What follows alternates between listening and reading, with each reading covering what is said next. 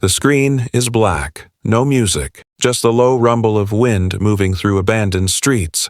They told you survival was about guns, ammo, and armor, but when the world finally burned, none of that saved them. Because the truth is, the weak died loud, the unprepared died early, and the ones who lived didn't rely on bullets.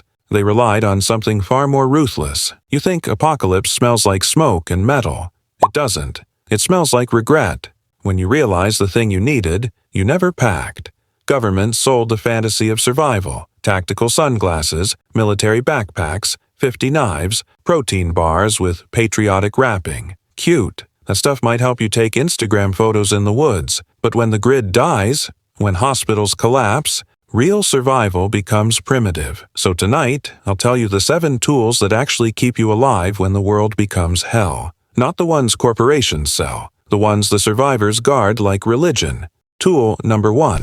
Fire, the first god. Forget the pretty matches marketed as tactical. You need something that works when you're bleeding, shaking, and freezing. A cheap ferro rod and striker will save your life more times than a gun ever will. Fire cooks. Fire purifies water. Fire keeps the animals away, including the walking ones. Survive one night without heat, then tell me guns matter. Tool number 2. Water kit, because dehydration kills faster than bullets. A metal bottle, not fancy plastic. A cloth filter, a life straw, and purification tabs. Humans last 3 days without water, but fear makes people waste that time panicking. The smart ones drink, the dead ones argue. Tool number 3. Rope. The underrated miracle paracord isn't sexy until you need to climb, build a shelter, set a snare, build a trap, carry weight, or drag a body. A rope is what turns victim into builder. And no, duct tape is not a replacement. Stop being lazy. Tool number 4. Blade. Not for killing, but for creating. Hollywood taught you a knife is for stabbing enemies. Wrong.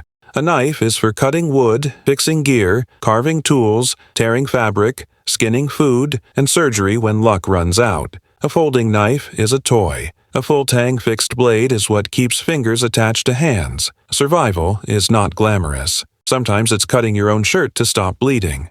Tool number 5. A sewing kit. Yes, really, laugh now. I'll wait. After you're done giggling, understand this. A sewing kit fixes tents, backpacks, clothes, wounds, and gear. The strongest warriors in history didn't fear bleeding because they knew how to close wounds. You don't need to be fearless. You need to be functional. Tool number 6. Knowledge. Stored, not Googled. When satellites go dark, your phone becomes a brick. Your memory becomes your weapon. Keep a small written survival notebook. Water purification ratios. Safe plants and toxic lookalikes. Knots. Basic medicine. Simple traps. Tool number 7. A partner you trust. You don't survive apocalypse alone. That's a movie fantasy. You need someone who knows you, trusts you, and won't break when things get ugly. One person keeps watch while the other sleeps. That's survival. The world didn't fall because the strong weren't strong enough. It fell because people were comfortable. Too comfortable to learn the things that mattered. And now, the new world isn't about dominance. It's about discipline. The ones left alive weren't the richest, weren't the most jacked, weren't the most armed. They were the ones who prepared quietly while everyone laughed.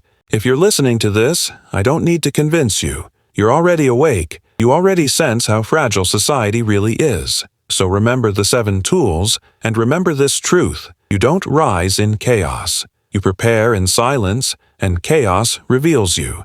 Footsteps fade. A door slams. Silence returns, except for the distant storm. When the world burns, the strong survive, but the prepared decide who gets to rebuild it.